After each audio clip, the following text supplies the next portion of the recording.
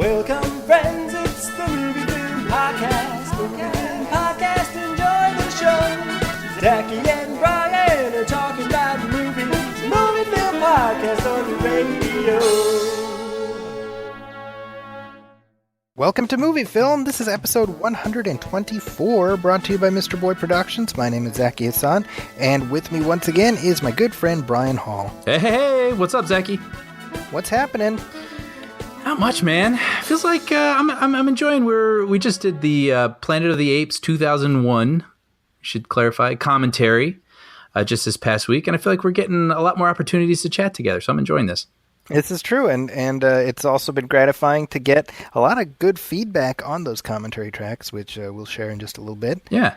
And we are here with our regular episode. We'll be talking at the tail end of this show about Spider-Man Homecoming, which is in theaters as we are recording this. So by the time you're listening to this, it will be out there in the world. Very cool. Have you seen anything else other than Spider-Man? Yeah, and I almost wish we could be doing a whole episode on it, but I saw Baby Driver. Which I have not seen yet. Yeah, which is the latest Edgar Wright movie, which he wrote and directed. It is not the sequel to Boss Baby. That's funny. It kind of could be, right? Like he grows up, and he gets his driver's permit.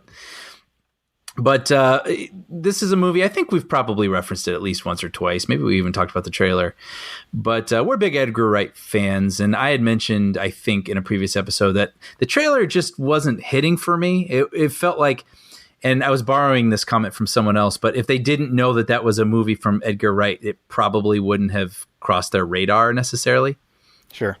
And I was very pleased to go see this movie and just absolutely love it. So the trailers are, they're out there to sell this sort of car chase action picture, but this is totally an Edgar Wright movie. But interestingly, it feels like the evolution a little bit of Edgar Wright, where it still has his sort of fun, zippy editing, stylistic, musical choices and whatnot that he typically does, but they're also not fully on display or in your face as they have been in past films. Like this is his car chase picture, and it's clearly his voice, but it's also a little different, which is kind of fun. It's kind of fun seeing what he does with a different sort of movie in his style. And I really, really love this movie. I normally we don't spoil these things for each other since I know you haven't seen it yet, but since I'm up here trying to promote this movie a little bit, I want everybody to go see this movie. I think there you go. There in the middle of the film, I actually was thinking, man, this is so special. Like, this is a movie that isn't based on anything, that isn't a superhero movie. This is a movie we're getting less and less these days, and it is so cool and fun and zippy and interesting. And it has this weird thing. We'll talk about it a little bit more once you see it, but it has this weird thing where the characters are a little bit slight, but it's almost on purpose. Like it almost feels like a heightened sort of story, almost like a fairy tale, fable-ish sort of thing. But at the same time, they are textured enough to make them interesting. And I thought this was going to be sort of a romp, but it actually goes into the world of crime, and there are consequences to these crimes, and people are scary. And as much fun as we're having, there's also people you do not want to cross or run into, and the scenes have consequences. And so with that, mixed with the fun, mixed with the music, mixed with Edgar Wright's fun style, I mean, this movie was a blast. I've already seen it twice. And wow, really? Yeah, I saw it once, and then saw it again with someone else readily because I was ready to watch it all over again. So I think most people who go out to check this out, I would be surprised if they were disappointed by it. Well, there we go. And hopefully by the next time we record, I will have seen it. I was actually hoping to have caught it by the time of this conversation. Unfortunately, life didn't find the way. Found a way to get in the way. Yeah, right. So, but we'll get there. Yeah. We do have quite a hefty mailbag, Brian, for this episode. So I figure, that's what they call me. That took a second. Very nice. Yes, immature humor. Very nice. It's what we do. So yeah, I figure we got a bunch of letters. We can just cycle through them and have a conversation about what people want to talk to us about. Yeah, sounds good. So this is from Tim Sika, who wrote to us last time about our Batman and Robin commentary, and he followed up with some comments about our previous episode, which is our thoughts on Transformers: The Last Night. Which, by the way, thanks to everybody for making that our most listened to episode in recent memory. Oh wow, cool. Yeah. So people have seemed to enjoy that, which is pretty cool. So this is what Tim says. He says, so after listening to the entire podcast, maybe you guys should submit this episode for Peabody Award consideration, as you both manage the impossible to present the insensible sense of the Transformer movie phenomenon without resorting to justified cruelty.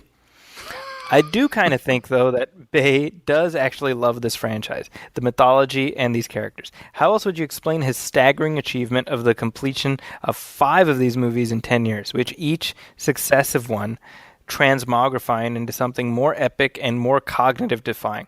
I'm also now more convinced than ever that the only way I'm going to make it through the next one is either drunk or stoned. That's hilarious. I think Michael Bay loves the money. I don't think he has any particular affinity for the mythology. Because there is no mythology. It's just it's a different garbage dump every movie. You know what I think it is? I think these are his favorite action figures.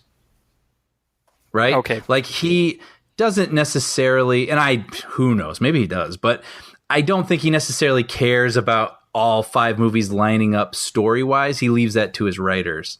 But what he loves is what he can do with these toys. Sure. He just gets to go bigger and better and more outlandish in the action. And with these huge mechanical robots, he can think of new, awesome ways to do that. You know? And I mean, yeah. I don't know. Well, there it is. People seem to enjoy watching him. It's like those YouTube videos where people watch other people play video games. People enjoy watching Michael Bay play with his Transformers action figures. I think based on the box office, people enjoy that substantially less than they did 3 years ago. Yeah. I mean, not that I expected this thing to be a smash hit or anything, but yeah, much lower box office than the previous. I think 5 movies in a Transformers movie was about as close to a sure thing as there was. So the fact that it's not just underperforming, but substantially underperforming, it's almost, if you look at the box office in China, which is sort of meant to be the savior of these big budget spectacles, it seems like These a days. very bad breakup. China has broken up with the Transformers franchise. Huh. Tim also says, by the way, guys, Altman absolutely hated the MASH TV series. He really goes on about it on the MASH director's commentary track. I would love to listen to that. I would too, actually. I didn't realize he did a commentary track. But you know what? So what if he hated the MASH TV series? It's good. Oh, sure. I mean, well, and it Well, doesn't surprise me. I mean, and we're referencing the fact that we recently brought up that I had seen the movie MASH for the first time. And that Zachy and I both grew up watching the show, and that the show and the movie are two different beasts in a way. Yes. That's, yeah. I mean, yeah, I guess that doesn't really surprise me. I can imagine that. Especially After our... No, go ahead. Well, I was going to say, especially, we had discussed that the show, while it wasn't as sort of intentionally heartless as the film, it was sort of, in my own view of it, it was sort of cynical with a heart of gold. But they also put this completely out of place laugh track throughout the whole thing. So it just, whatever sort of satire they're going for anyway is completely demolished and crapped on by whatever forced laugh track that the network was trying to impose on it. It's true. And with that in mind, what you just said, we got another message. This is from Matt Ev, who says, partway through another fab episode, and just a quick note on the MASH discussion. I swear, Brian, we've sparked more discussion from our MASH digression than I think most topics we've discussed. That's kind of cool. I'm glad I brought it up. I almost didn't bring it up. I know. It says, your mention of the laugh track and the option to remove it has blown my mind somewhat. It's been a long time since I've seen the show, but I distinctly remember watching MASH with my folks as a kid and being very confused by the fact that this was supposed to be a comedy, precisely because there was no laugh track. It was the first comedy I ever saw without one. I remember asking my dad how he knew when to laugh. Kids are basically tiny network executives. So I wonder, were two versions out there? Were later reruns, or those shown here in the UK laugh-free? Can't find anything definitive on this. Apparently, a few select episodes have no laugh track for dramatic reasons. I don't know. Starting to wonder if this is a Berenstein Bears Shazam Mandela effect thing. Is that from the letter or is that you? No, that's from the letter. That's hilarious. So a couple of things. First of all, Matt, thanks for... I love the fact that we have people in the UK listening to us. Yeah, awesome. But the answer to this is that there was, in fact, a no laugh track version of MASH shown in the UK. Oh, nice, So- nice. The only morons are here in the US. Right. It's funny. Just this past week, I saw a video, and I know this isn't new. I've seen several of these, but where they take a clip from The Big Bang Theory and they remove the laugh track. Have you seen That's these? right. So I've seen that. I've seen where they've removed it completely, but I saw one this past week where they replaced the studio audience laughter with just Ricky Gervais laughing. Have you seen that? No, I haven't. It's amazing. I mean, and this is not me clowning on Big Bang Theory. This is just it's That just very show funny. is staggeringly unfunny. To each their own. But it's funny because that is sort of an oldish style of comedy where it's like but up. Everything they're saying is just set up for someone else to finish a joke or say a punchline. Set up punchline. Yeah, and when you have the studio audience laughter, it almost is cathartic. Like it needs that release from the sort of patterns that they're doing. And it was just really funny to hear that sort of rhythm, but then to only hear Ricky Gervais's maniacal laugh. Just one solo really man funny. cackling at it. I don't know, man. The fact that show has been on since I think the Clinton administration feels like. Wow. Seriously? No, it hasn't. It feels like it though. I was like, no way. I mean, it does feel like it though, doesn't it? I had to think about it when you said it. I wasn't sure. So yeah. I mean, it's going into, I think it's 12th season, I want to say. 11th Okay, and then also they're getting the spinoff. Yeah, Little Sheldon or Young Sheldon or FU Audience, I think it's called. that's kind of interesting because I saw the trailer for that. So this is the Sheldon character is played by Jim Parsons on Big Bang Theory, right? Yes. And he's kind of the social misfit, like on the spectrum, borderline kind of character, right? Right. Yes. Yeah. Kind of character. So that's kind of interesting. So they're doing this young Sheldon show, which is like Sheldon as a kid and his wacky family and everything that he went through and whatever, right? And I saw this and I thought, and it's directed by Jon Favreau, by the way, who did the pilot. No. Yeah, Jon Favreau did the pilot. Interesting. Yeah, but here's the problem. I was thinking about this. I was like, you have shows like The Wonder Years. You have shows like, for example, Everybody Hates Chris, right? Mm-hmm. And the whole thing is like, hey, look at my wacky family, but hey, I turned out okay. Mm. Like that's the implicit thing. Good observation. Yeah. I was going to say my take on it was it might as well be called Everyone's Stupid But Me. Right, but that's the thing, right? Yeah. Is that like Everybody Hates Chris, right? It was narrated by Chris Rock, so we know who Chris Rock is. Right. So every episode is like, my dad was crazy. And then, right. But we know Chris Rock, and then Wonder Years, like it's we assume that Daniel Stern is a well-adjusted version of Kevin Arnold, right? Mm-hmm. Unless he's narrating from prison, we don't know. We don't know. We're assuming, right?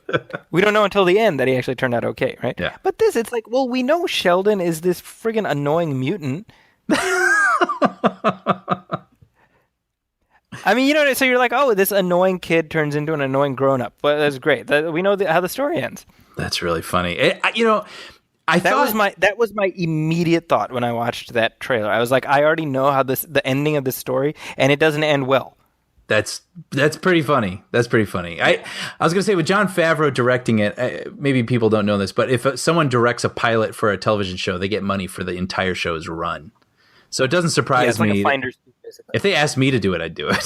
Because well, sure. I mean, it's like printing money for himself. But interesting. Yeah. I predict, as I do often on this show, I'm going to make a totally erroneous prediction probably, but I don't think it's going to last. I give it one season. Mm-hmm. Sure. Sheldon. Or maybe even like 2 or 3 in good faith, like CBS, just trying to make everyone happy. I see maybe a second season just so that they don't embarrass themselves. Right, where they introduce like a new character and try to retool and then eventually give up on it. A la After MASH. Bringing it back. That's right. Full circle. And by the way, we have another email. This is from Rob Kelly, who says, enjoyed the Planet of the Apes commentary, the 2001 movie we just dropped. I saw the movie once, went, WTF was the point of that, and never saw it again. I love the idea Fox inserted a card into the DVD explaining the ending. How very Poochie died on the way back to his home planet. Which, yeah, that's basically what that was. I found a picture that I sent that to you. He did, yeah. The card from the yeah, the DVD. And it's total argle-bargle nonsense.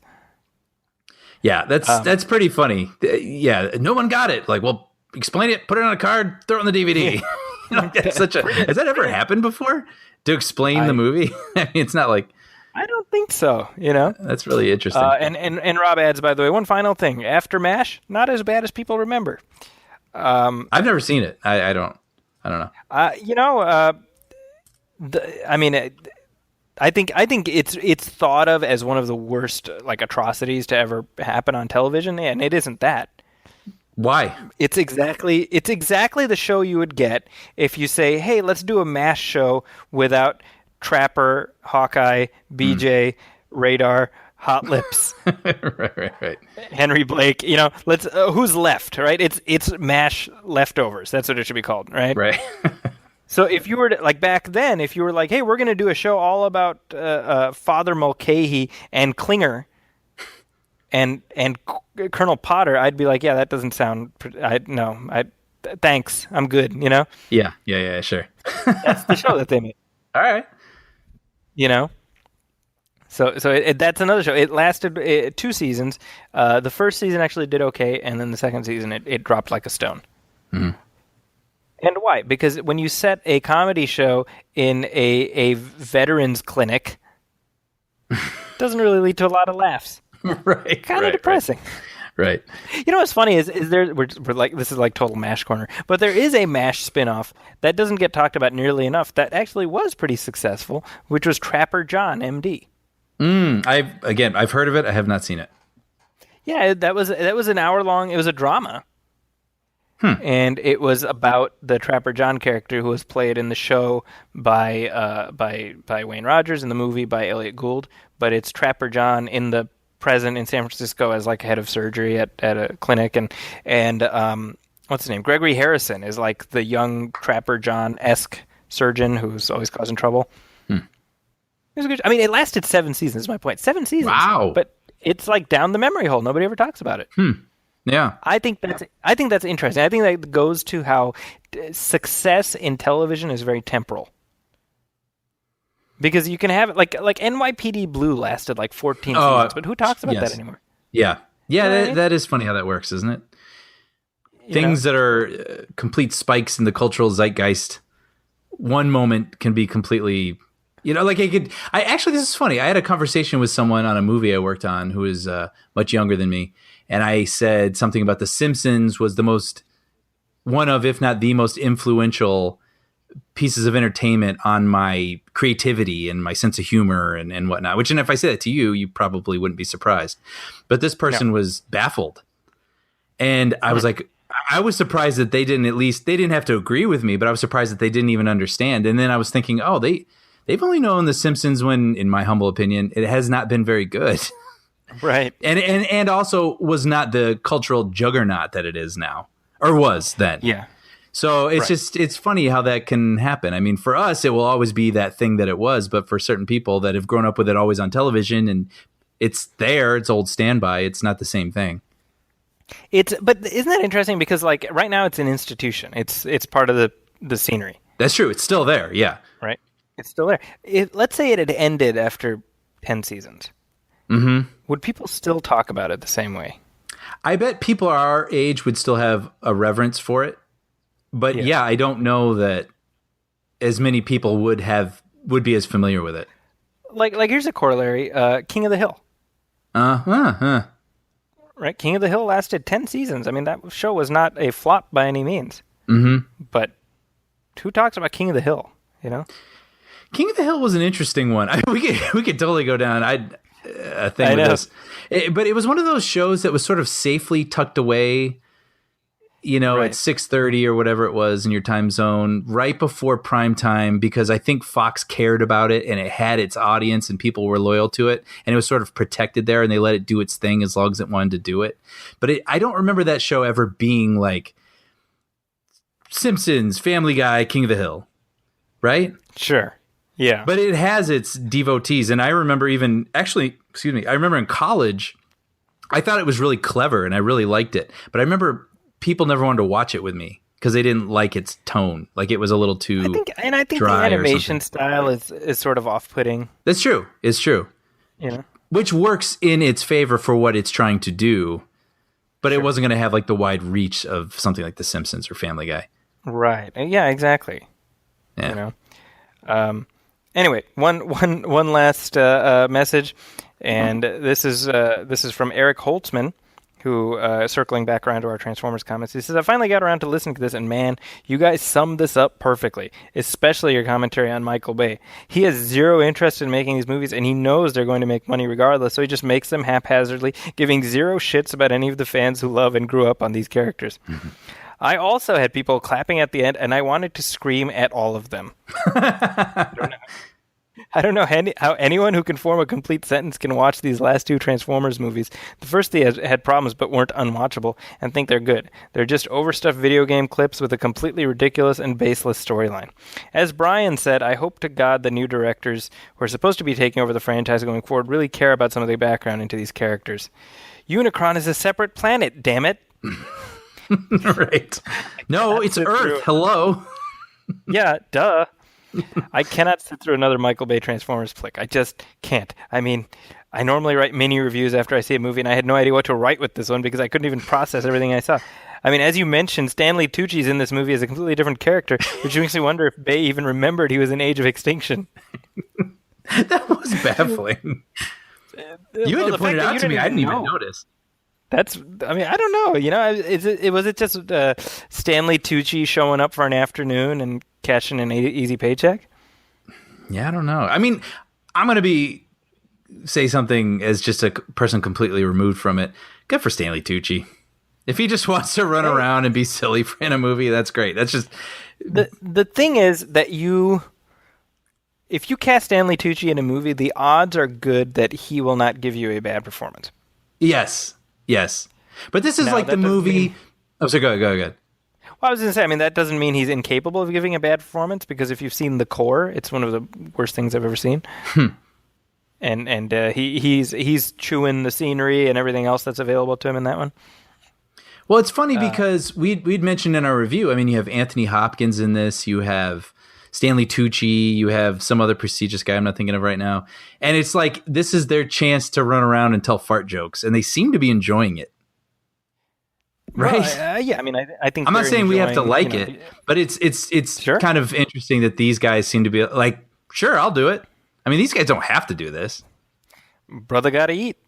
Yeah. I mean, or brother want another boat.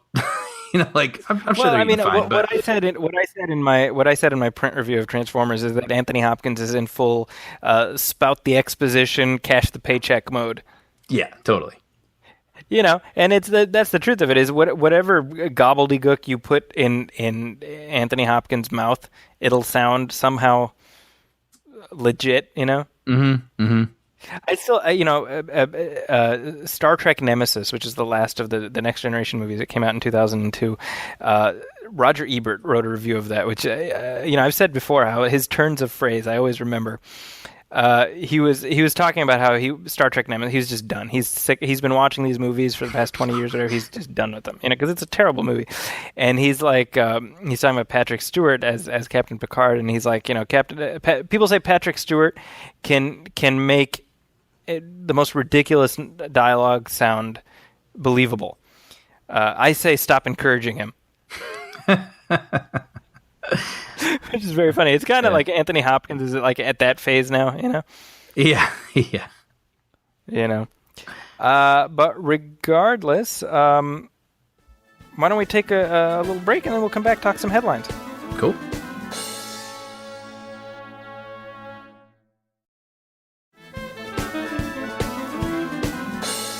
Okay, Brian. Well, we're back, and we've got a bunch of headlines to talk about. We had a little gap week in the middle, but stuff has been happening.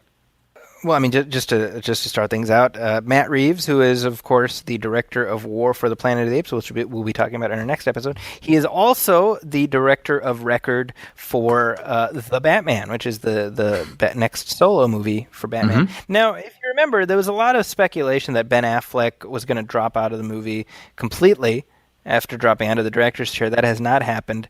I know a lot of people were disappointed when Affleck said he would not direct it. When you hear Matt Reeves is directing it, does that make you feel better about the film's prospects? Than Affleck directing it? Than anyone else. Than anyone else? It makes me very excited. You're excited that Affleck's directing it, and Affleck's like, no, I'm not doing it. You're like, oh. And they're like, but we got Matt Reeves. Are you right. like, Are you like, oh? I'm like, oh. Like, I'm curious what Affleck would have done. But Matt Reeves, I think, is a really exciting and thoughtful director of large scope movies, so this is great news to me. Well, what are some of the directions he wants to see Batman going? Well, he's been speaking a lot about Batman lately, and some of the things that he's dropped that I don't have in front of me right now, but that I really appreciated was him already deciding what sort of tone he wanted, where he's like, this is like a noir picture, this is going to be a detective movie, you know, Batman's the greatest detective, he's going to be a detective in this movie. And has Batman ever been a detective in any of his movies? You know, he did a little bit in Dark Knight, and I remember it for that specific reason. I remember when he's like analyzing the bullets in the bricks. Isn't that Dark Knight Rises, or is that no, that's Dark Knight. That's Dark Knight. You're yeah, right. Yeah, and I remember it standing out for that reason. He's having his little doodads analyze it. Well, okay, sure. Well, I mean, he can afford doodads to detect. Sure. But like the idea of cutting out the piece of wall, I think he does, right? And right, yeah. So it's exciting to hear. I mean, when you hear someone say this is his quote, noir-driven detective version of Batman, it's like, well, all right. That sounds like the conversation he had with Ben Affleck to keep Ben Affleck interested. You know. It makes you wonder, right? Because like you said, there were rumors that Affleck was probably going to jump ship. But when you bring in someone like this, that Affleck might be like, well, what? Maybe I'll get to try something new here.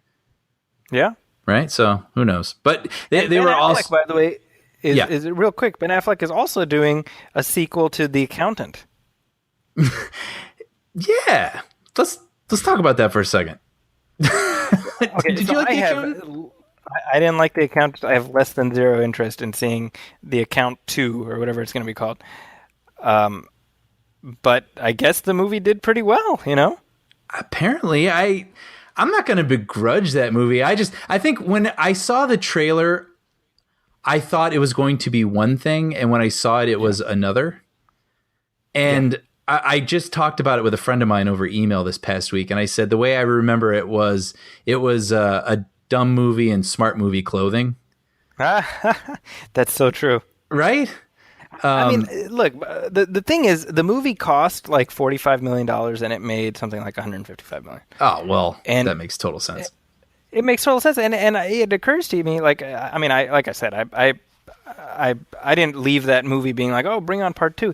But what happened to the days where you could spend a little less and make a little less, but you still make a profit? Like we don't see stories like this anymore, is what I'm saying.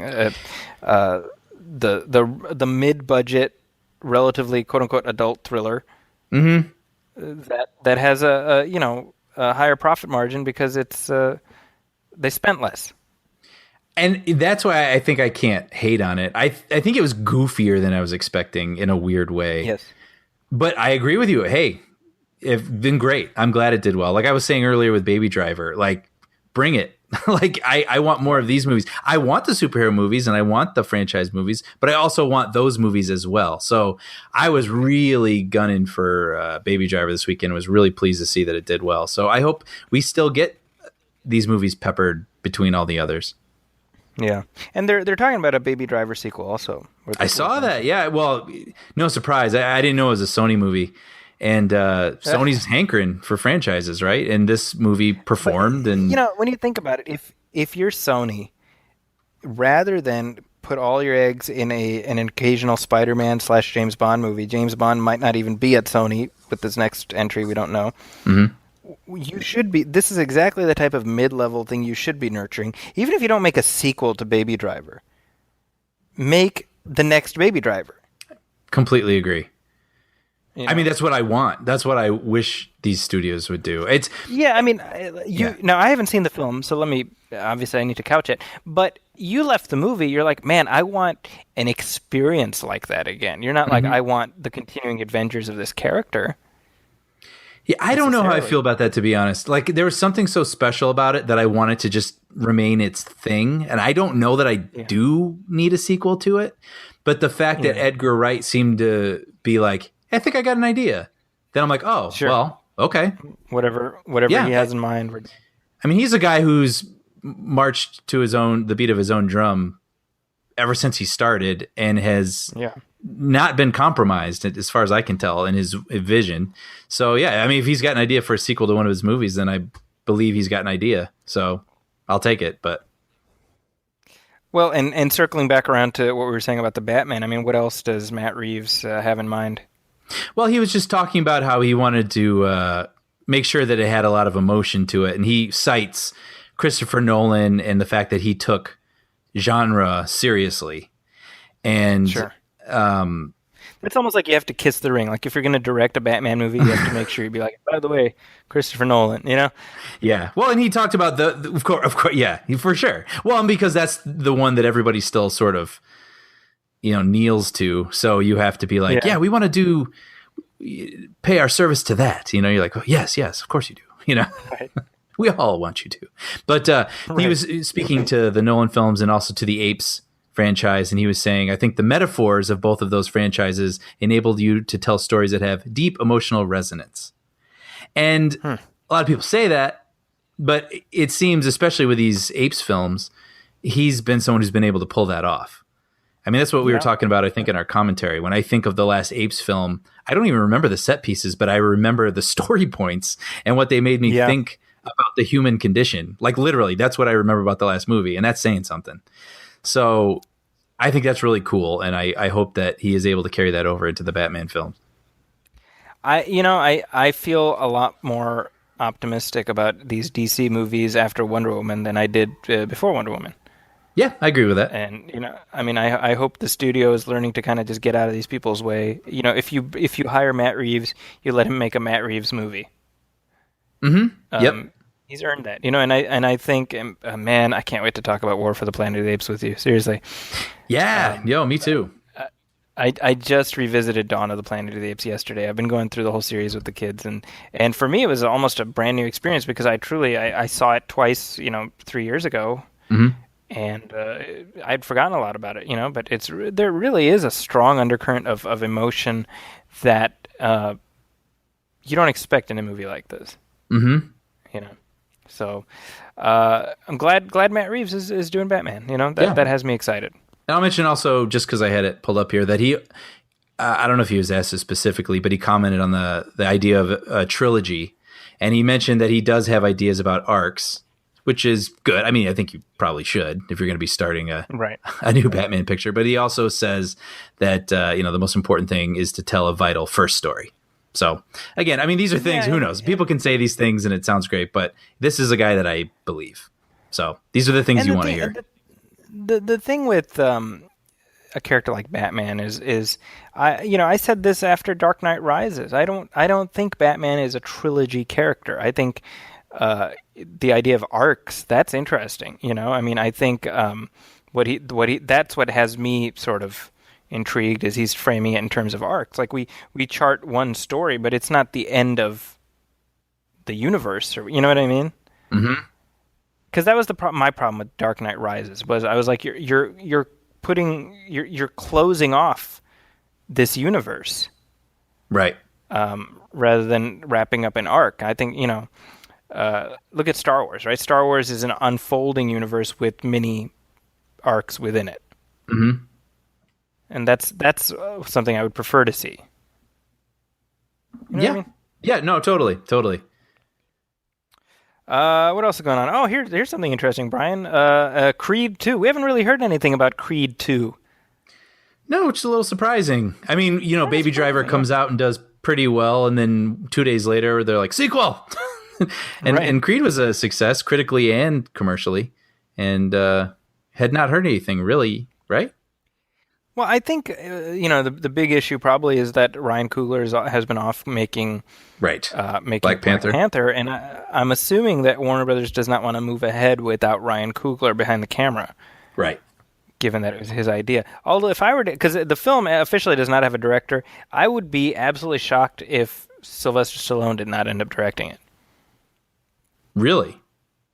You'd be like if you're. Let me put it this way. If you're not going to get Ryan Coogler, who else could possibly do it? That's what I mean. Okay, I see. Yeah. Assuming Ryan Coogler's like, guys, I'm too busy, right? So he takes a producing role. Who else has the credibility to direct one of these movies? Right. I mean, who else? And but probably Sly the Stallone? interest. I'm sure he. Right. I mean, he's still invested in this. Sure. Yeah, exactly, right?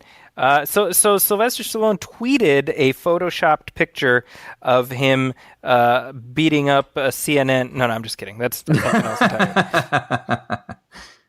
entirely. No, this is a photoshopped picture of Creed, of Adonis Creed, standing face to face with Ivan Drago, with Rocky Balboa, kind of looking on in the distance, and he says.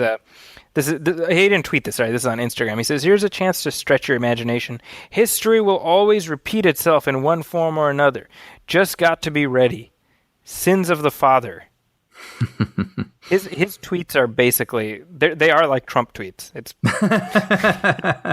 it's very hard to figure this out. So is he teasing what's going to happen in the next Creed movie?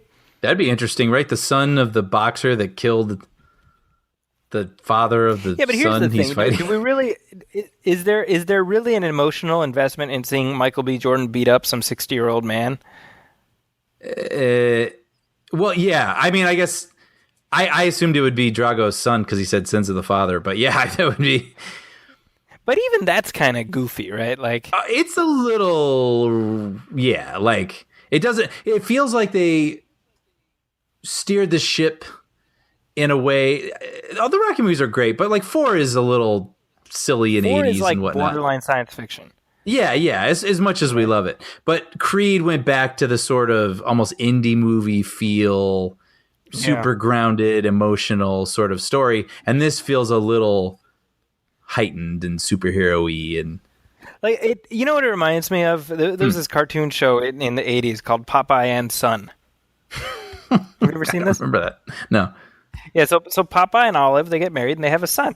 Okay. Who is like normal looking, by the way, even though he's got these 2 genetic mutants as parents. Right, figure that one out. Anyway, so it's Popeye Jr. Right? Yeah. And then meanwhile, Bluto has a son named Tank. Okay. So the show is about how Bluto Jr., Tank, and Popeye Jr. are constantly going at it. So in my mind, that's what I picture. I picture like Boris Drago, who's like, I must also break you. You know? Yeah.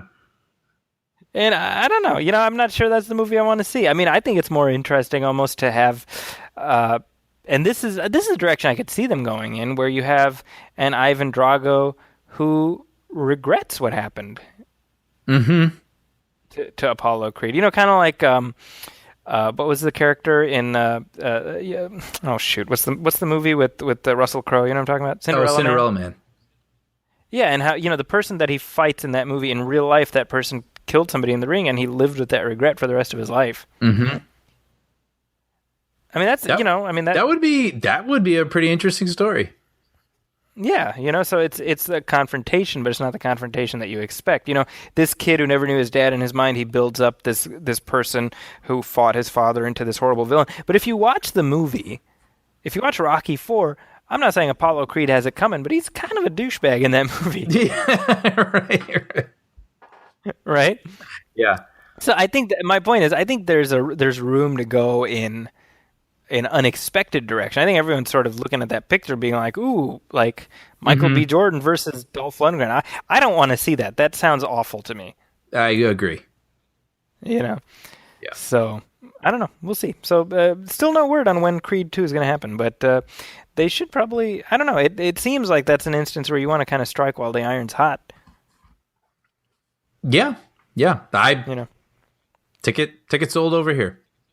Yep. Speaking of tickets sold, we have some Star Wars news, Brian. We have some big Star Wars news since our last time where we had some big Star Wars news. Is the last time we talked about it when it was just unfolding? Remember, we were breaking it, and we were like CNN on the spot. Yeah. Yeah, We were like Sesame Street News. Hi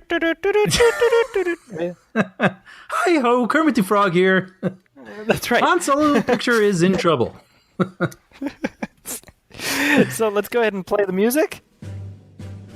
So there's been lots of development since then, and I'm just going to sit back and I'm going to let you tell me all about it. Well, for starters, like we said, that news was breaking when we were recording, and some of the things, when I was reading up on it the next day, I realized some of the things I said were not correct. Okay. Like, for example... That tends to happen with you. What? That tends to happen with you. Yeah. Well, that's what happens at Sesame Street News. I had thought that filming had wrapped and that they That's were in right. post-production because, to my understanding, then they would have been shooting for like 6 months, which seemed crazy to me. But apparently that wasn't the case.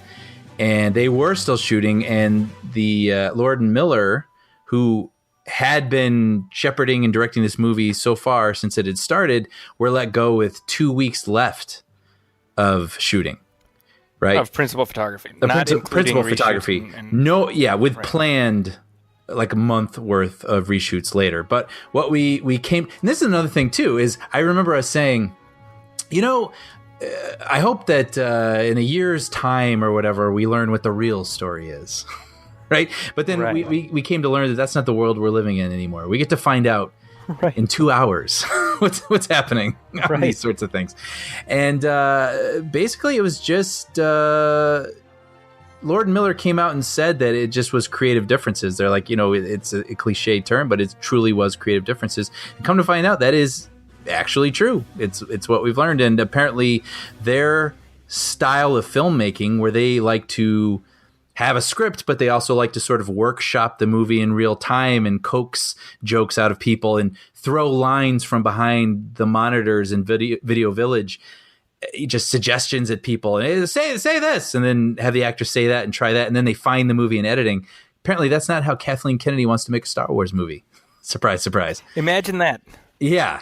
And apparently Lawrence Kasdan, who was instrumental in bringing them on, who was a big fan of theirs, he was one of the people who was most wanting to get them off. And that's So because he had advocated on their behalf when it Yes. came to hiring. And Correct. then he was kind of like, "What? Look at this Frankenstein monster I've created," basically. in a way, because he and his son wrote the script. And I think when he was seeing dailies, he was like, what are they doing? Like, it's there. Like, why are they adding all this stuff? What's all this improvisation? And on top of that, apparently there were clashes over the tone of the character of Han Solo, where reports had come out that This is interesting. this is very interesting. Apparently, people were comparing his performance to Ace Ventura, which is Right. hard to imagine. I mean, I get it. It's probably like a I blah blah think- blah blah blah I blah think blah kind of a thing, rather One than of the sort of first quotes we snarky. saw- What?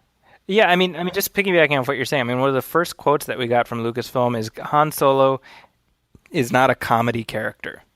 Right. He's a sarcastic character. Right. And that was before any of this other shit broke. And I was like, "Ooh, that's very telling." Mm-hmm. Right? Yeah. Because you can, from that quote alone, I was able to extrapolate basically everything that ended up coming out. Which completely makes as far sense. as Like, their I'm approach. sure they built the sets and had the scenes and did everything from the script, but I bet they were crafting a new character from what Kasdan had anticipated, or what he and his son had put on the page and Kathleen Kennedy wanted to make.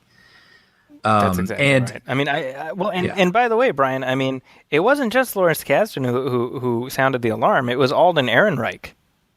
yes, funny enough, right? Like the fact that that was what we had read at one spot. Yeah, he was the one who came to the producers with concern. Yeah. And then there's just news of like an acting coach was brought in for him, and just all sorts of craziness. Just sort of the dam broke, See, and all the it's- information came out. Brian, it's interesting, right? Because some of the commentary I've seen online, because people are choosing up sides in this whole thing, right? It's like team Angelina, team Jennifer, and it's like that. Yeah. But people are like, oh, what's his problem Breaking Bad on these directors? And I was like, well, I mean, I don't know what went on, but if you're Alden Ehrenreich, if this movie does badly, you get the blame. Oh man, yeah. And talk about the thing that the kryptonite that kills your career is the guy who ruined Han Solo, right? Mm-hmm. If the movie does well, then you have become a global star for the rest of your life. Right. I'm not even exaggerating the stakes. Oh yeah. Right. Yeah, it's his face on screen up there, taking Harrison Ford's that's exactly place. Right. Yeah. Taking not just any character's face, one of the most beloved cinematic heroes ever. Right. So I think it's perfectly understandable that he went to the studio with his concerns. I think, honestly, Kathleen Kennedy, I think she made a mistake hiring them. Obviously, that's what we can say in hindsight. But I think it would have been more of a mistake to try to tough it out with them if it was clearly not working. Yeah, and I don't have the thing in front of me. I mean, there's multiple articles that are easy to Google to find all this info between Hollywood Reporter and whatnot.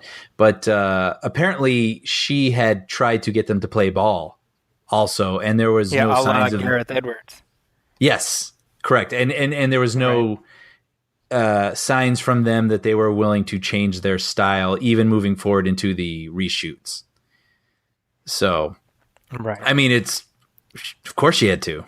And that doesn't mean that they're not good directors. They are very good at what they do, but that doesn't mean that is right for this film. Yeah, and look, I mean, at the end of the day, I like Lord and Miller just fine. When it comes to Star Wars, sorry, I trust Kathleen Kennedy more than I trust them. Agreed. And which is funny because then it was very shortly after announced that Ron Howard would be filling in the director's chair. Yeah, we're kind of burying the lead here. Yeah, well, seeing the movie through to completion, and it's funny because Ron Howard is such an interesting figure, right? The way that people's feelings on him. I mean, he is a talented director. He has made very good movies. However, he's not a director that seems to have a singular vision or voice. The word journeyman comes up a lot. I'm seeing with him. Sure. And he doesn't seem like an exciting electric choice. However, he's the guy that gets a job done. Right? He's dependable. He's dependable. That's a better way of putting it. So yeah. I know some people reacted like, oh, seriously, we lose these sort of fresh young guys and we bring on, Ron Howard. But when I heard that, I was like, yep. Like, makes sense. Well, and what I read was that people on set broke into applause when it was announced that Ron Howard was directing. Yeah, not because they thought it was like shitty under the previous directors. I think it was more like, okay, we'll be fine. I think that was the applause. Yeah, like we'll be okay. Yeah, I mean, all those guys who lived on set, I mean, men and women, they could all write books. I mean, oh, I'm sure. Right. I mean, I will say this: Ron Howard has no easy task ahead of him. No, I mean he has to see like 80% of a movie, probably more, that exists already that he has to either backtrack. I mean, how much of it can he use? Right, DGA restrictions are going to come into play, I'm sure. Exactly that. Well, also, I mean, like, how much do they have to reshoot? How much do they have to untangle? From right. their improvisations and stuff, I think it said in one article that they were actually changing story points. Right? Wow. Okay. So I mean, just what a mess. And then also to then not only fix the things that already exist that need fixing, but then to also go ahead and shoot the new things that they would have been doing anyway, even if it had been going forward successfly. Right. So, I mean, yeah, so, what a task. Yikes. What a task! Well, and we've got Ron Howard here, and then we got Joss Whedon on Justice League, both having to sort of clean up, Yeah. Closing them down, which is kind of interesting for these big directors to be inheriting something that has already pretty much existed with someone else's voice, and for them to bring it home. Right. Yeah, kind of. I'm very as far as interested I in know, seeing pretty it. unprecedented. I mean, two movies so close together. I'm curious what the credit situation is going to look like. Yeah, yeah. That's who what knows? I'm most interested in. Any other Star Wars news? Well, I just had one more thing. This was just more for fun, but with Ron Howard, people have brought up that Ron Howard has had close ties, obviously, to George Lucas ever since American Graffiti. He acted in American Graffiti for George Lucas. He directed Willow in the middle 80s, which George Lucas came up with a story and produced. And then when George Lucas wanted to do the prequels, he reached out to his friends before he directed them himself, being Steven Spielberg. And also he reached out to Ron Howard, and Ron Howard suggested, no, like, these are your things. You do it. And so anyway, we've brought up before how we've sort of felt bad. When you talk about the prequels, a lot of people like to pick on Jake Lloyd, who portrayed Anakin Skywalker in the first film. He was as a little boy. His acting's a little, rough, and but it's one of those things where he's a kid. It's really up to the director to either decide if he's up to the task or to shepherd that performance, right? And so now that Ron Howard is directing or tied with Star Wars again, someone found an old letter from January 14th, 1999. So this is before Episode 1 had even opened. But apparently there was an article that came out. So insiders were being critical of Jake Lloyd's performance, right? And so Ron Howard wrote like an open letter to this person, and I'll just read the whole thing. It's pretty sweet. He says to, who's this here? Dear Miss Cooper, while your Buzz Wars Episode 1 piece was generally snide and insipid, the pot shot at 9-year-old Jake Lloyd was downright irresponsible. The piece cites unnamed insiders, in quotes, who are critical of this 9-year-old's performance. I have no way of knowing how accomplished or professional he may have appeared during the principal filming, but I seriously doubt these insiders are inside enough to have seen an edited version of the new Star Wars, because I have, and in my opinion, Jake Lloyd is terrific in the film, which, by the way, is truly amazing. Movies are subject to public scrutiny, yes, but for Newsweek to attack a child's performance based on rumor and without even having seen the movie is shameful. As someone who is acting professionally at an early age, I can assure you that 9-year-old Jake is quite capable of reading and understanding and feeling the full humiliation of a piece like that. He may not be able to comprehend the reason that it was printed, however, but then obviously neither can I. Maybe someone from your editorial staff should try and explain it to him. Sincerely, Ron Howard. So first of all, how would you like to have Ron Howard pissed at you? Yeah, I know. Right? That's like Santa giving you the finger, basically. Right? Yeah, when I read that, I was like, I already liked Ron Howard, but now I like him times 10. That's just like... okay, a couple points here. First of all, what he says is exactly right. Lay off the kid. However, what he says is also completely wrong, because Jake Lloyd is not good in the movie. That's true. I was going to avoid that part, but yeah, it's... I mean, I don't blame Jake Lloyd for being bad in the movie. I mean, it's totally not his fault. I've been absolutely consistent about it. I've never blamed him for giving a bad performance. But I do feel like this letter would stand up more if he's like, yeah, he's not good, but so what? Like, I think that would be amazing. But yeah, but it's kind of cool for him to go out of... He has no reason to do this, but to go out of his way and write these people and... Yeah, I mean, I think that his own experience, show. I mean, I think, by the way, his coming in and doing the movie says something about his character. Where he's like, my friends need me. Mm-hmm. And I'm gonna. They said, "Help us, Obi-Wan Kenobi." Whoa! Did you just pick that up right now? Yes. That's pretty good. I know. Show's over, boys. Thank you. Shut it down. That's good. Leave on a high. Yeah. But yeah, so Han Solo is still scheduled to come out next May, I think, right? Yeah, May 2018. So we'll see. My prediction is that it will not make that date. Oh, you think? I don't know. We'll see. We'll see what happens. Start. Place your bets. But while you place your bets, we're going to take another break, and we'll be back on the flip side to talk about Spider-Man: Homecoming.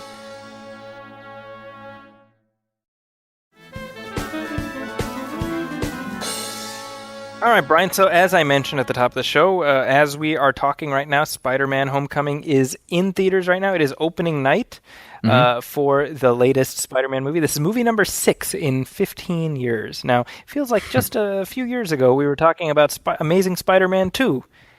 And all the ways it was going to lay pipe for a whole bunch of expanded Spider-Man universe spin-offs. Mm-hmm. That would continue on into the sunset until time immemorial. It feels like forever ago, doesn't it? It does. That movie does feel like a long time ago. It's weird because you and I were both kind of okay with Amazing Spider-Man 2. Yeah, it was. Neither of us took a shit on it. No, I just remember feeling unmoved by it. It was just, you know. I think it was just another Spider-Man movie. Yeah.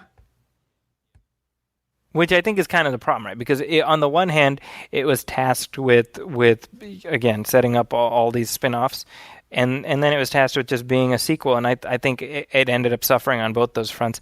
But I think what I said in my review of Amazing Spider-Man 2 was I wasn't amazed, but I was satisfied. And I'm more satisfied in the sense like, all right, well, we'll be back in another couple of years to watch the next one, so whatever. Like, that was me, you know? Yeah. Which maybe is not the response you want from the audience, but I don't know what other response you could have had to that movie. Yeah. You know what I mean? I have a hard time admitting this because I feel like I'm in the minority, but I've never been crazy about any of the Spider-Man movies. I've enjoyed... You've said that before, yeah. Yeah, and it doesn't mean that I don't like them. I'm just not thrilled by them like everyone else seems to be. I like the Sam Raimi ones. I liked 1. I liked 2. I don't know that I've ever really rewatched them. I remember everyone being like, yeah, and I was like, that was cool. You know, I sometimes I feel sort of weird and at a distance with everybody else, but yeah. I mean, I think it's impossible to look at, especially those first 2 Sam Raimi movies, without looking at the context in which they emerged, which is before sort of superhero saturation. Oh, you know yeah. I mean, I thought those were really fun, and they were like distinct takes. They were distinct visions, and I thought they were cool visions. They were. I mean, they were very much Sam Raimi movies. Yeah. Especially the second one, I think. And I mean, I think regardless of what we think of the films or whatever, I mean, Spider-Man movies are just part of the landscape now, the way James Bond movies are. Mm-hmm. I think I was just earlier today, I happened to be watching some of the third one, and I was like, if Sony would like the whole digression where Mark Webb and Andrew Garfield made those 2 movies, why did that happen? Because Sam Raimi needed a little bit more time to break the story for Spider-Man 4, and they were like, no time, we're just going to reboot it. Right, because they would lose the rights, right? Because they would lose the rights. But I mean, to me, that's, there's a saying, right? Pain is temporary, but film is forever. Mm-hmm. And they made this very sort of temporal decision that resulted in kind of this permanent problem, which is these 2 Spider-Man movies in the middle here that don't mean anything. Right. Does that make sense? Yeah. Which makes me feel bad for Andrew Garfield, honestly. Oh, yeah, absolutely. He seemed super passionate about being the character, and he was just happened to be in the movies that just didn't. Yeah. He certainly was not the problem with those films. No, I didn't think so either. I think he's fine. But so regardless, Amazing Spider-Man 2 hit theaters 3 years ago with Sony executives proudly proclaiming it would break $1 billion globally, which is something you and I both said several months out. We were like, yeah, that's not going to happen. I remember that. Why would you say that? Yeah.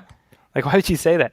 So, of course, it did not. And it made, more than $700 million, but it made less than any Spider-Man movie up to that time. So it was a big grosser, but the lowest grosser. So at that point, Sony was at a crossroads. So they sent out the spider signal, and Marvel Studios came in and arguably rescued the character. I mean, I think that this new film, which is directed by John Watts. I've not seen Cop Car. Have you seen Cop Car? No, I've really wanted to, though. It's one of those ones I keep forgetting about. Yeah. With Kevin Bacon. Uh-huh. Kevin Bacon, by the way, it's a small tangent here. Kevin Bacon is doing a Tremors TV series. I saw that. Tell me that's one of those headlines where you're like, really? That to me is that's like Homer Simpson sitting at the table and just all of a sudden he's like, "You people have stood in my way long enough. I'm going to clown college." And Bart's like, I don't think any one of us thought he was going to say it. That's like Kevin Bacon. "You people have stood in my way long enough. I'm doing a Tremors TV series." And he just storms out. Well, I hope if he is attached to it that he thinks it's a fun thing. It's, you know what I mean? Like sometimes people are okay with their Tremors. I like Tremors. I do too. I was going to say, because it's a cult movie. Yeah, and so he knows that people like it. I'm more like the idea that he's like, of all his properties to revisit, that's amusing to me. Yeah. I figure, I mean, he could play like the mayor and be like in every 6th episode or something, Oh, sure. Well, you know how Bradley Cooper would show up every so often in the Limitless TV series? Oh, actually, no, but yes. Exactly that, yeah. You didn't know that? No, I never saw the show. Yeah, I mean, me either. I haven't seen the movie either. But yeah. Anyway, go on. You were saying, sorry. Oh, I was going to say is, this is completely shameless, but my friend who works in the assistant director department, she worked on I Love Dick, which I think is an Amazon show, which stars Kevin Bacon, which makes me 1 degree from Kevin Bacon. Wow, well done. So you are 2 degrees from Kevin Bacon. That's I've had a glow about me lately. Now I know why. Yeah. All right. Anyway, sorry. Right. Spider-Man. Sorry. So moving on to Spider-Man. Now I want to see Kevin Bacon as a Spider-Man villain, by the way, because I think. Oh, dude, that would be phenomenal. Right? Yeah. Let's get Sony on the horn. Let's make it happen. I know they listen. So Spider-Man is now part of the MCU. He was in Captain America: Civil War. He is now in Spider-Man: Homecoming. You have been historically and antipathetic towards Spider-Man? Affirmative. What are your thoughts on Spider-Man: Homecoming? I have no idea what you thought of this movie, so I'm very curious. Like I said, I'm just sort of so on Spider-Man, and when there was Marvel doing what they're doing, kicking butt, taking names, just dominating. Obviously, they want their, key character that's like their top selling character worldwide in merchandise and whatever. And I was like, well, that's a lot of pressure. Yeah. Right? Like, if you get this character back, now you have to deliver the definitive Spider-Man movie. Sure. And so I was sort of walking into it like that. What the heck are they going to do with him? And man, I really like this movie. I liked it quite a bit. Really? Yeah. Wow. I think I was on tenterhooks. I had no idea where this was going to go. Yeah. I mean, I'll throw out my typical Marvel caveat where they do still kind of blur a little bit to me. I mean, they sort of look similar. They tend to feel similar, and a lot of times when you get into the technical villainy mumbo jumbo, it starts to feel not. Like, the stakes don't. I'm like, okay, like I could probably go to the bathroom while the bad guy's talking and not really miss the point of this. But I thought what made this movie, and actually I want to say, I thought this movie did better than that with its villain. Michael Keaton is a great villain in this movie. I agree with that. Yeah, and we can get into that a little bit more. And so yes, some of it sort of blurred into the sort of Marvel thing for me. However, I thought what made this movie really pop was first of all, Tom Holland as Spider-Man, Peter Parker, right? He's great. Yeah. I mean, you love this guy and you really enjoy listening to him talk and discover things and succeed and lose. Like, he's a really compelling lead. He's great. I also, like I said, enjoyed the villain. I also enjoyed, they tried to make this, they've said that they wanted this to be like a John Hughes movie. Yes. Right? With Spider-Man in it. And I think I thought they did pretty good job at that. Like, it really did feel like a teen movie in a good way, where you've got this kid who's a superhero and he's got to go solve his crimes, but at the same time, he's really got a crush on this girl and he's got to get back to debate team practice on time. And it's handled in a way that feels, I bought into it. Sure. I bought into it. And I also wanted to say one more thing, giving credit to the director. There was a lot of shots in this movie, I think with Spider-Man movies, and which completely makes sense because he's got to be a CG character and he's got to be in a lot of CG environments just by virtue of what he does, but they feels like they almost went out of their way to make sure you could tell there was a guy in a suit sitting on a truck on the freeway, right? Like there was a lot of shots that were just totally noticeably in the real world, and there was something really fun and grounded about that. Like I really for the first time felt like what it would be like if Spider-Man was walking through New York City or landed on a truck and had to think for a minute and sat there on top contemplating things. Yeah. And I really enjoy that naturalistic sort of style that they were able to achieve with this in a lot of moments. That really brought it home, coupled with I thought the characters were handled well, coupled with I thought the story was pretty good. So I'm right there with you. I'm in agreement. Great. Yeah. Yeah, I mean, you want to talk some spoilers? Yeah, I think anything beyond this is probably going to be kind of spoilery. So yeah. Spoiler. Okay, so I think we've talked about Marvel Cinematic Universe movies so much at this point on the show that I don't really know what else I have to say. Like I go in expecting a certain bar, and I've yet to be staggeringly disappointed. I mean, I think the biggest disappointments in this universe of films, I think even those disappointments are still like, okay, like I would say Avengers Age of Ultron wasn't as great as I would have wanted, but I don't think it's terrible. No. And I would say the same thing about Thor too. I would say this is in the higher tier of those movies in that I think, like you said, if you're going to do another version of Spider-Man, the onus is really on you now to make this one be the real one, quote unquote. Mm-hmm. You know what I mean? And so I think that was the big reason why they got Robert Downey in there so substantially. Although doesn't it really feel like they basically they got like a GoPro and just filmed Robert Downey while he was doing stuff in his everyday life? It really does. Yes. Right? Yeah. I didn't think about it when I was watching it. I didn't mind him being there. I mean, he does sort of tie it all together in a way. I did see someone say that they wished he was in it less. And when I read that, I didn't disagree, but it didn't bother me either. I could have been okay with even leaning more on Happy. I sort of enjoyed that relationship and actually wanted a little more out of that relationship. With Jon Favreau as Happy Hogan. Yeah, I thought there was a fun thing set up there that they didn't mine as much as they could have. Sure.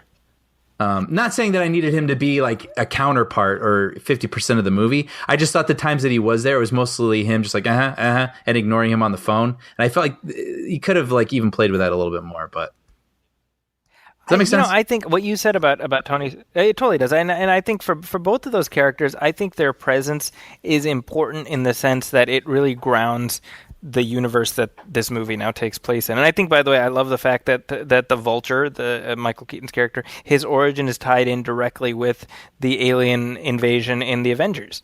Yeah. Oh, what a great opening to this movie. That's clever. Yeah. Yeah. I mean, tying him into that and then also making him an underdog, right? Well, you know what's funny is you look at Keaton in this, you're basically like if Ray Kroc from The Founder strapped on some mechanical wings. That's the Vulture. But I mean, when we're introduced to him, he's like getting kicked off a job. Yeah. That what line I loved is he's like, come on, man, like I bought trucks for this. I was like, ooh, yeah, nice, right, nice. I was like, okay, exactly. I'm not, you do turn on him later because of his actions, but at the same time, I was like, that's a solid introduction to a guy, rather than just making him mustache twirling. Yeah, no, exactly, and Keaton really does make a meal out of it. I think we've talked before about how the MCU has a villain problem with rare exceptions. I don't think it has a villain problem in this movie. I think especially when we look at Jamie Foxx in the last Spider-Man movie, right? Who's kind of doing a riff on Jim Carrey doing the Riddler, Yeah, he was. I'll tell you something about Michael Keaton in this, which I think is really interesting, because somebody was like, who Keaton should have played instead of the Vulture? He should have been Norman Osborn, right? Who is the Green Goblin in Spider-Man movies, right? And I was like, I could see that. I could totally see him playing that. But you know what you get out of him playing the Vulture in this is you get the surprise reveal. That reveal was so good. The way it's handled is perfect. Yeah, I mean, not even just in story, like a filmmaking level. Though, yeah. I don't even remember exactly how the camera was framed or edited or whatever, but I remember the impact of that moment. Like, oh, shoot. Like, it was very well handled. It was, and I think because, like you say, he's not kind of a classic mustache twirling villain. It, he feels real. I mean, he feels like a real threat. Yeah, when they're sort of sussing each other out in the car when he's driving Peter and his daughter to homecoming, and then when he's like, "Hey, Peter, stick around for a second," you're like, "Ugh," like that. Right? Yeah. The menace was real. Yeah, and I think. Really, you have to give it up to Tom Holland. I think being so young, like that's an added dimension to the movie Spider-Man that we've never gotten, where he is just this kid. He is in completely over his head. Mm-hmm. I love the fact that his catchphrase in the movie is basically, "This is awesome." Yeah, and it feels genuine. It doesn't feel like a actor playing a kid trying to sound like a kid. Yeah. Right, like the squeak in his voice is real, and it's really endearing. It's and he's short. He's this little shrimp, Yeah. I think one thing I also wanted to point out that I appreciated was how much diversity there is in the film. Mm-hmm. Yeah. And it's his best friend is Asian. His love interest is African American. Zendaya is of mixed race. Even Flash Thompson, the bully, is sort of some unspecified ethnicity. I mean, I love the color of the cast in the sense that it feels real. Mm-hmm. Does that make sense? Oh yeah, and it didn't feel forced. It just felt like you were plopped into a high school. Yeah, I mean, well, and the fact that Michael Keaton's daughter is black, and it's not a thing, right? And that Peter's love interest is black, and it's not a thing. I mean, I think these are like little things that, big picture, matter a lot. I agree. I loved the buddy, by the way. I didn't think I would, but I really liked Ned. I really liked him too. And this was one thing I was going to say earlier, and I'll just say it again now because you reminded me of it. I think the best Marvel movies to me are the ones that feel like they have their own personality. And I felt like this movie, like I said, it wanted to be the teen movie. And I felt like they really nailed that. And they had these great teen moments. And that's why this movie pops to me. I will remember this amongst the others, whereas some of the others might blend into one another. Because I remember specifically what we just said. In the teen movie, or in real life, really, you don't want to meet your girlfriend's father. He's scary. Right. They always joke about, I got a shotgun, blah, blah, blah, blah, blah. Right.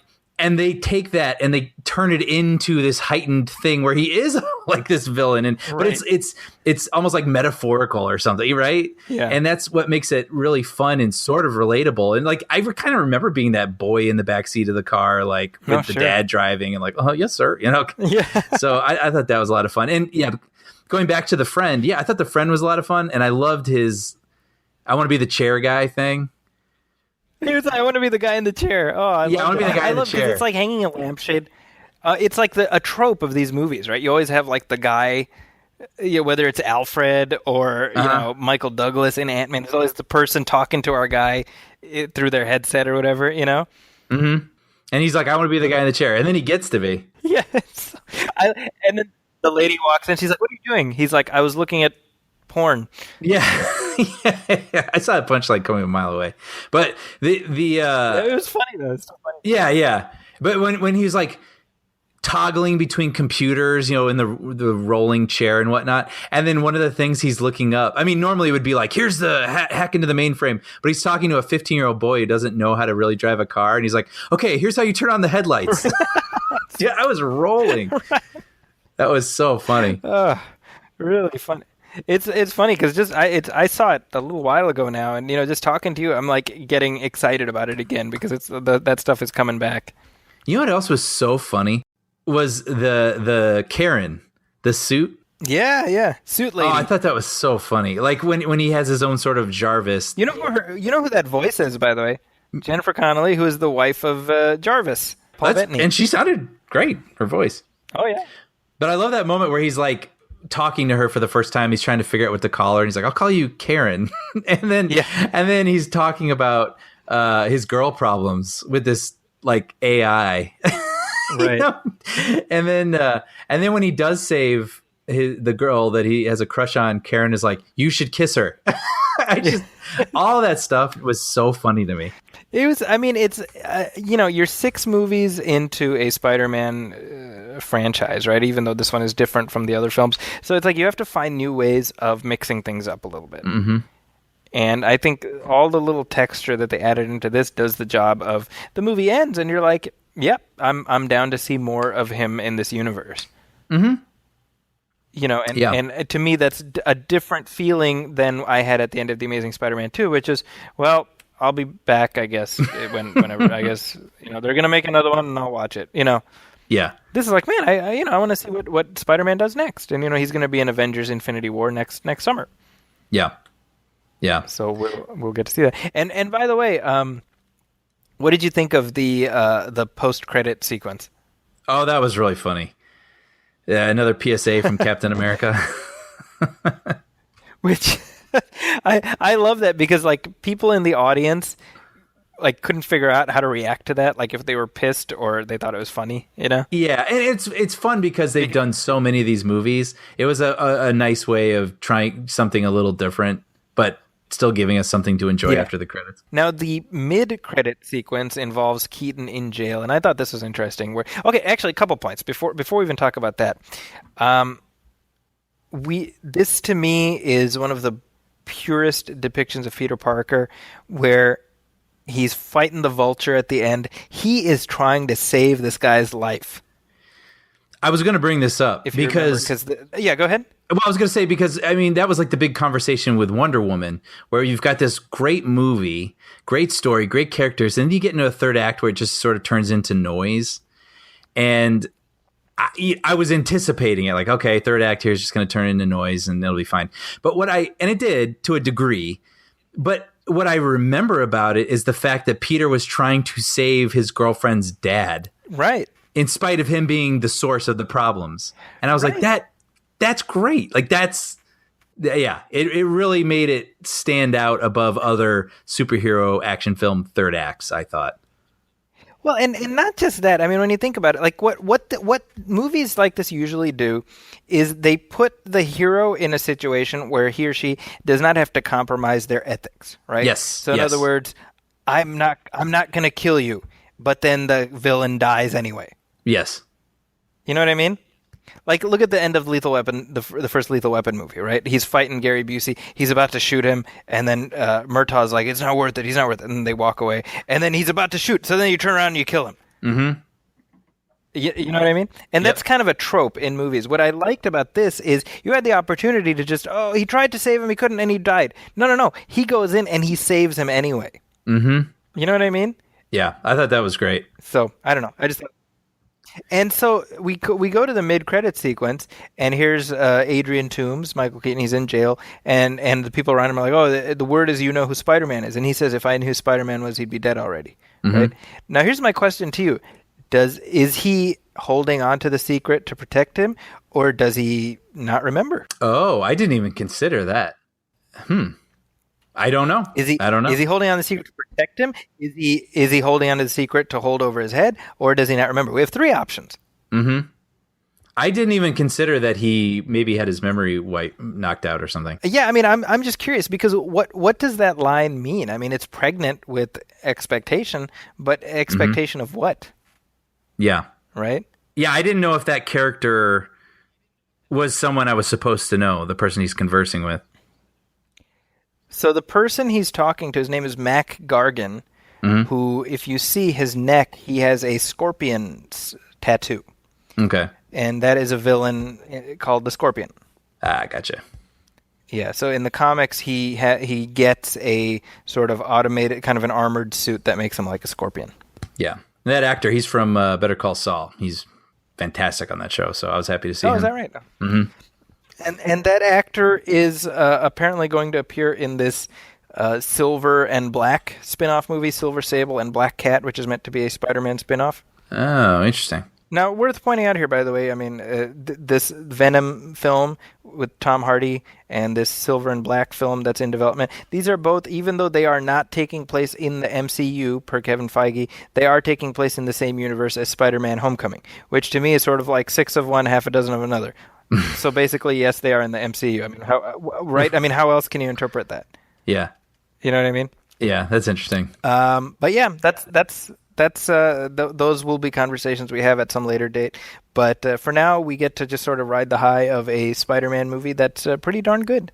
Yeah. Wait, I just want to throw out a couple more random little bullet point things at you and get your response to them. This is the place to do it. Well, one, this is just more of a statement. I loved when Stark's jet, it has these cameras on it so it can film its surroundings so it's seemingly invisible, right? So it'll take pictures of clouds around it so it looks like the clouds and you can't see it. And then when Spider-Man is crawling and crosses one of those cameras, he's advertised on the plane. Did you notice that? Right. Yeah. That I was like, that's great. That's just great. Like, that's so clever. Yeah. And then MJ is teased, which was kind of interesting. Did you see that coming? I had my suspicions because when Zendaya was first cast, they were like, "Oh, she's Mary Jane," and then afterwards, like, "No, she's a character named Michelle." Right. And I thought it was interesting that for the bulk of the movie, they never referred to her by any name. I didn't really think about it. I think I only thought about it because I had it in my it was in the periphery of my awareness. Yeah, it's an interesting interpretation of her, right? Well, I mean, I think that Zendaya is very beautiful, and that's Mary Jane's sort of defining characteristic in the comics. Some people are like, "Oh, she has to be a redhead." And I'm like, "Well, I mean, I don't know, whatever, Yeah. I think you've already done sort of the traditional version of these characters vis-a-vis the Sam Raimi movies.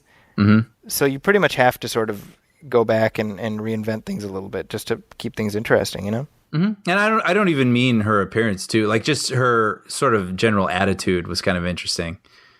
Well, I think my sense of the way the character is played here is she probably knows that Peter is Spider-Man. Interesting. That's my read on it, and that would be entirely in line with the way it was in the comics, where Mary Jane, or MJ, I guess, knew that Peter was Spider-Man for a long time before she led on to him that she knows. Mm-hmm. Interesting. Yeah, well, I just thought that was cool. And then lastly, Donald Glover's in this movie. Yeah, so he plays a character. There's a Spider-Man supporting character called the Prowler, who started out as a villain but ended up becoming a hero. So he plays a version of that character, at least just based on his name. And I'm assuming, based on the way he's presented in this film, he's meant to be sort of a seeded character for future movies. Yeah, I had to assume if he's in here. Yeah, he's not right. He's not just going to walk in and walk out, right? Yeah. So yeah, that's kind of interesting too. He's set up, I'm assuming, to reoccur, in one of the future films. I'm guessing. Yeah. What else you got? I'm handling all your nerd questions. Well, last thing, I guess I'll just end on a statement, which when I saw the advertisement before I even went to go see the movie, I noticed that they were playing the end chase music from Ferris Bueller's Day Off. Right. And I assumed it was some sort of attempt to appeal to a certain age group or generation, and it worked on me. Personally, I was like, hey, I like that. And then, funny enough, in the film, there is actually a direct nod to Ferris Bueller. So funny. Not just visually, because I was picking up on it. I was like, oh, this little chase sequence through the backyards reminds me of Ferris Bueller. But then they are like, no, seriously, we're riffing on Ferris Bueller by showing the clip from the film. Right. Which I enjoyed. Yeah. I think... I don't know. I think the movie plays. I'm seeing it again in 2 days with my kids, and I'm really looking forward to checking that out with them. This will be the first time that they see a Spider-Man movie in the theater, which is kind of cool. Oh, very cool. Yeah, kind of a cool thing for them.